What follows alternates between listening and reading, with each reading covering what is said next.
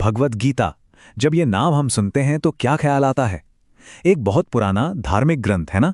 लेकिन क्या हो अगर ये सिर्फ एक किताब नहीं है, बल्कि हमारे अपने मन को चलाने का, उसे समझने का एक यूजर मैनुअल है?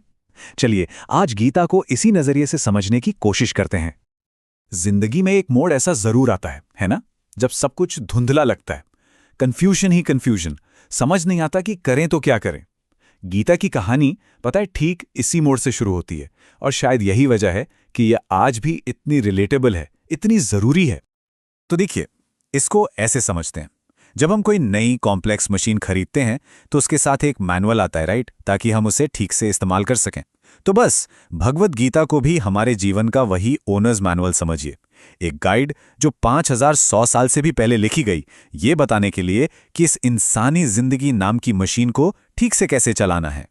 तो कहानी का स्टेज सेट हो चुका है, और ये स्टेज है भाइयों के बीच एक भयानक युद्ध का। अब देखिए, इस युद्ध में दो पक्ष थे, एक ही परिवार के दो हिस्से। एक तरफ थे पांडव, 5 भाई, युधिष्ठिर और अर्जुन जैसे योद्धा जो धर्म के लिए, अपने अधिकार के लिए लड़ रहे थे। और दूसरी तरफ उनके ही 100 भाई कौरव, जिनका लीडर था दुर्योधन, और जिनके मन में सिवाय जलन, धोखे और सत्ता के लालच के कुछ नहीं था। और ये झगड़ा सिर्फ जमीन का नहीं था, नहीं, इसकी जड़ें बहुत गहरी थी। शुरुआत हुई जलन से, फिर धोखे से पांडवों का राज्य छीन लिया गया, और हद तब हो गई जब उनकी पत्नी द्रौपदी का भरी सभा में अपमान किया गया। बस उस पॉइंट के बाद युद्ध को टालना नामुमकिन था। कुरुक्षेत्र के मैदान में दोनों परिवार आमने सामने आ खड़े हुए। और अब कहानी उस पल पर पहुंचती है जो इस पूरे ग्रंथ का सार है। एक महान योद्धा का सबसे बड़ा इम्तिहान, उसका नैतिक संकट। हम बात कर रहे हैं अर्जुन के ब्रेकडाउन की। सोचिए, अर्जुन उस जमाने के सबसे बड़े धनुर्धर, युद्ध शुरू होने ही वाला है, शंख बजने को है, और वो अपने सारथी जो कि भगवान कृष्ण हैं, उनसे कहते हैं, रथ को दोनों सेनाओं के ठीक बीच में ले चलो, मुझे देखना है कि मेरे दुश्मन कौन हैं, मुझे किन से लड़ना है। लेकिन जब रथ बीच में पहुंचा और अर्जुन ने नजर घुमाई तो उन्हें दुश्मन नहीं दिखे। उन्हें कौन दिखे? अपने चाचा, अपने दादा, अपने गुरु, अपने भाई, बेटे, पोते, दोस्त, ससुर, सब अपने ही तो थे। और ये मंजर देखकर वो अंदर तक हिल गए, बुरी तरह कांप गए। उनकी हालत ऐसी हो गई कि आप सोचिए, उनका शरीर उनका साथ छोड़ने लगा। वो कहते हैं, मेरे हाथ पैर कांप रहे हैं, मेरा मुंह पूरी तरह सूख गया है, मेरे शरीर में कंपन हो रही है, मेरे रोंगटे खड़े हो गए हैं। और हालत इतनी बिगड़ गई कि उनका विश्व प्रसिद्ध धनुष गांडीव उनके हाथ से फिसल रहा था। सोचिए, वो योद्धा जो अपने बल और स्थिरता के लिए जाना जाता था, वो ठीक से खड़ा भी नहीं हो पा रहा था, उसका दिमाग घूम रहा था। ये सिर्फ शारीरिक कमजोरी नहीं थी, ये मन का टूटना था पूरी तरह से। और वो कृष्ण से कहते हैं, हे कृष्ण, मुझे अपनों को मारकर कोई जीत नहीं चाहिए, मुझे ना तो राज चाहिए, ना ही कोई सुख। ऐसी जीत का, ऐसे राज का मैं करूंगा भी क्या? देखिए, अर्जुन को हारने का डर नहीं था, वो तो योद्धा थे। उन्हें डर था पाप का। वो कह रहे थे, इन लोगों को मारकर तो हमें सिर्फ पाप ही लगेगा, हम अपने ही परिवार वालों को मारकर खुश कैसे रह सकते हैं?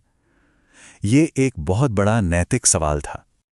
और बस इसी दुख और शोक में डूबकर अर्जुन ने अपना धनुष और बाण एक तरफ फेंका और रथ के पिछले हिस्से में जाकर बैठ गया। लड़ाई का एक तीर भी नहीं चला था, और महान योद्धा अर्जुन अपने ही मन के युद्ध में हार चुके थे। यहां तक तो ये एक बाहरी युद्ध की कहानी लगती है, लेकिन अब हम इसके असली मतलब पर आते हैं, इसके गहरे मनोवैज्ञानिक अर्थ पर एक मिनट रुकिए। क्या हो अगर ये युद्ध का मैदान, ये कुरुक्षेत्र कहीं बाहर है ही नहीं? क्या हो अगर ये हमारे अपने मन के अंदर है? ये एक सवाल पूरी गीता का मतलब बदल देता है। तो इस नजरिए से देखें तो कुरुक्षेत्र क्या है? ये कोई जमीन का टुकड़ा नहीं, ये हमारा मन है।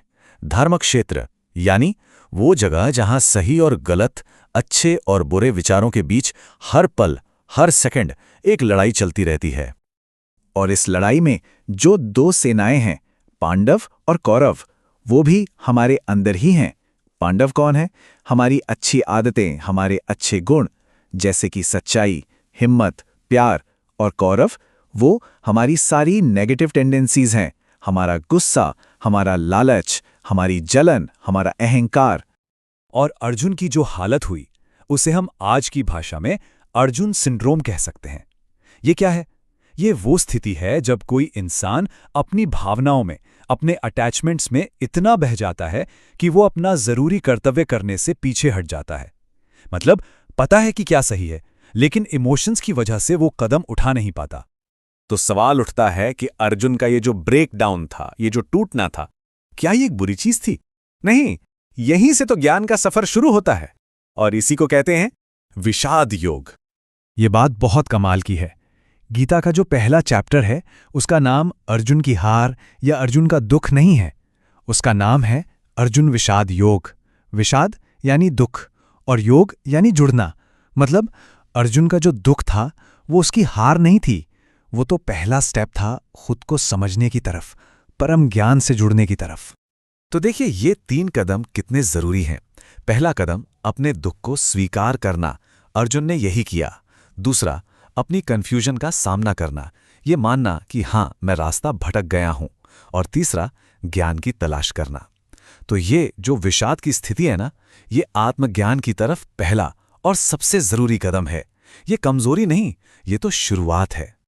तो ये जो एहसास है ना कि मैं फंस गया हूं, मुझे रास्ता नहीं दिख रहा, यही वो एक मोमेंट है, वो पहला कदम जो हमें अपने मन पर जीत हासिल करने के रास्ते पर डालता है।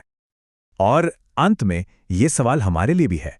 हर इंसान की जिंदगी में अपना एक कुरुक्षेत्र होता है, जहां उसे अपनी भावनाओं और कर्तव्यों के बीच, अपने अंदर के पांडवों और कौरवों के बीच एक लड़ाई लड़नी पड़ती है। सवाल यह है कि वो लड़ाई कब और कैसे लड़ी जाती है।